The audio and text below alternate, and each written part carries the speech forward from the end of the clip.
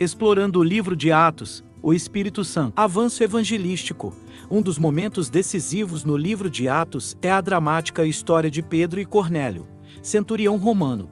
De forma sobrenatural, Deus orquestrou esse encontro, no qual um grupo de gentios ouve o evangelho, recebe o Espírito Santo e é batizado. A atitude de desprezo dos judeus pelos gentios era a grande barreira a ser quebrada. E isso acontece primeiramente quando Pedro tem a visão dos animais impuros, repetida 3 vezes para enfatizar que vinha de Deus e, em seguida, quando ele entra na casa de Cornélio. Essa barreira foi finalmente derrubada com o derramamento do Espírito Santo sobre a casa de Cornélio. Ninguém podia negar que o plano de Deus era incluir os gentios na família da fé. Leia Atos 10, 23 a 48 e reflita. Nesta cena, Pedro tem sua primeira experiência no ministério entre os gentios. Que mudança de entendimento foi necessária para que ele compartilhasse o evangelho na casa de Cornélio? Porque foi importante que Pedro tivesse essa experiência. Esta passagem está repleta de referências à ação sobrenatural do Espírito.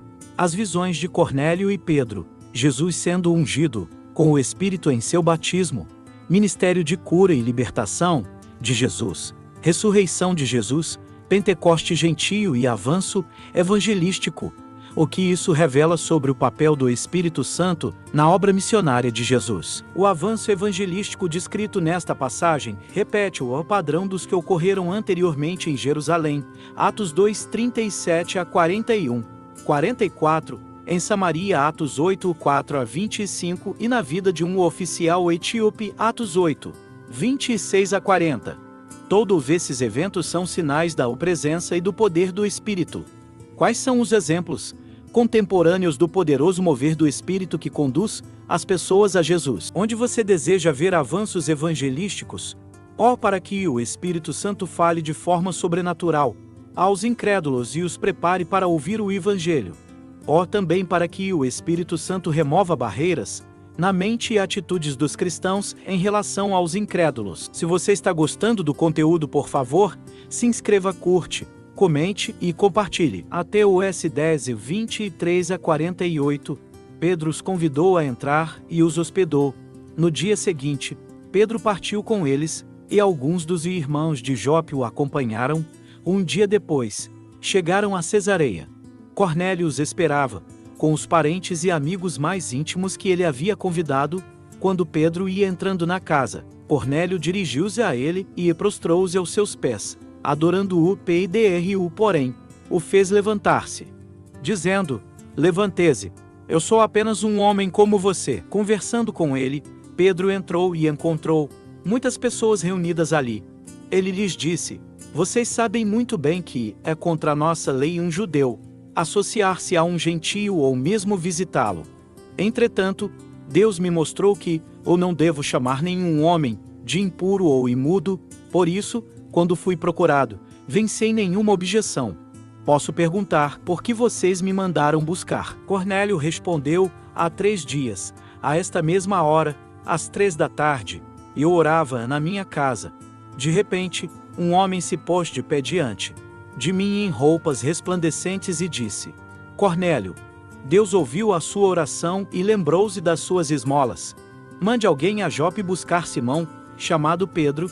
Ele está hospedado na casa de Simão, o curtidor de couro, que fica perto do mar. Assim, mandei buscar você imediatamente, e foi bom que tenha vindo. Agora estamos todos aqui na presença de Deus para ouvir tudo o que o Senhor ordenou que você nos diga. Então, Pedro começou a falar: Agora percebo verdadeiramente que Deus não trata as pessoas com parcialidade, mas de todas as nações aceita todo aquele que o teme e faz o que é justo.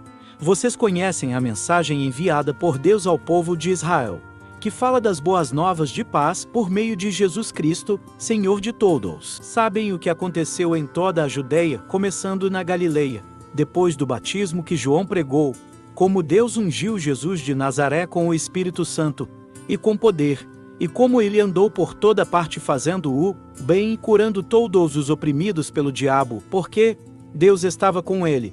Nós somos testemunhas de tudo que ele fez na terra dos judeus e em Jerusalém, onde o mataram, pendurando-o em um madeiro. Deus, porém, o ressuscitou no terceiro dia e o fez que ele fosse visto, não por todo o povo, mas por testemunhas, que Deus já havia designado por nós que comemos e bebemos com ele depois que ressuscitou dentre os mortos.